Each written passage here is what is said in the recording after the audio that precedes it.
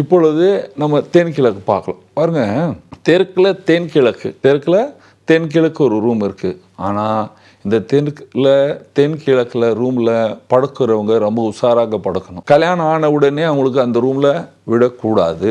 வயதானவர்கள் படுக்கலாம், ஆனால் சுகர் வர்றதுக்கு ஒரு கொஞ்சம் பிரச்சனை இருக்குது. அதனால் அந்த ரூமில் தெற்கில் தலை வச்சு படுக்கணும். சென்டர் ஆஃப் சவுத் ஈஸ்டில் தான் படுக்கணும். அதில் வடகிழக்கில் முகம் பார்க்கும் கண்ணாடி இருக்கணும். ரூமுடைய கலர் ஆஃப் ஒயிட் இருக்கணும். இல்லதுன்னா மஞ்சள் கலர், எல்லோ கலர் வைக்கலாம். இந்த ரூமுக்கு வாசல் வடமேற்கு வாசலாக இருக்கணும், மேற்கு திசையில். அல்லது வடக்கில் இருந்ததுன்னா சென்டர் ஆஃப் நார்த் அல்லது நார்த் ஈஸ்டில் இருக்கணும். அப்பொழுது தான் இந்த தென்கிழக்கு சாந்தமாக இருக்கும். இந்த ரூமில் உங்கள் ஜாயிண்ட் ஃபேமிலியுடைய படத்தை தெற்கு திசையில் வைங்க. ஆனால் அது தென்மேற்காக இருக்க வேண்டும்.